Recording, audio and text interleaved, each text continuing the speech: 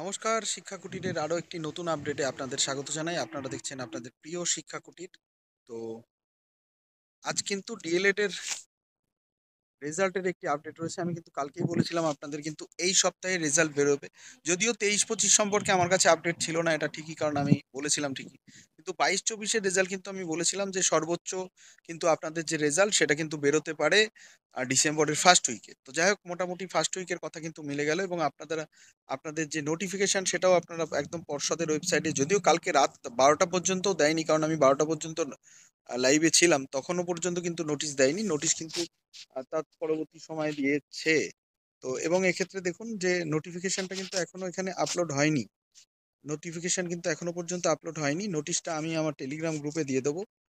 আমার টেলিগ্রাম গ্রুপে দিয়ে দেবো। আচ্ছা, নোটিশটা আপলোড হয়েছে। এখানে দেখুন যে publication of D El Ed part 1 result এবং publication of D El Ed part 2 result session 23-25 ও 22-24 দুটো রেজাল্টেরই কিন্তু অলরেডি লিঙ্ক এখনো পর্যন্ত অ্যাক্টিভ হয়েছে কিনা আপনাদের দেখিয়ে দেবো। যে ইম্পর্টেন্ট লিঙ্ক এখানে আপনারা চাপ দেবেন, ইম্পর্টেন্ট লিঙ্কে চাপ দিলে পরে কিন্তু আপনারা এখানে গেলে পরে যে পার্ট 1 রেজাল্ট, এখনো পর্যন্ত পার্ট 2 এর রেজাল্টের লিঙ্কটা এখনো চালু হয়নি, তবে খুব শিগগিরই এক্ষুনি চালু হয়ে যাবে। এখনো পর্যন্ত রেজিস্ট্রেশন নাম্বার, রোল এবং ক্যান্ডিডেটস নাম্বার, ঠিক আছে, রোল এবং নাম্বার আলাদা আলাদা দেবেন, এবং রেজিস্ট্রেশন নাম্বার দিয়ে এখানে সাবমিট করলেই কিন্তু আপনারা আপনাদের রেজাল্টের স্ট্যাটাসটা জানতে পারবেন। এখনো পর্যন্ত কিন্তু পার্ট 2 এরটা দেওয়া হয়নি, পার্ট 2 এরটাও কিন্তু আজকেই দিয়ে দেওয়া হবে। তো আপনাদের সফলতা কামনা করি।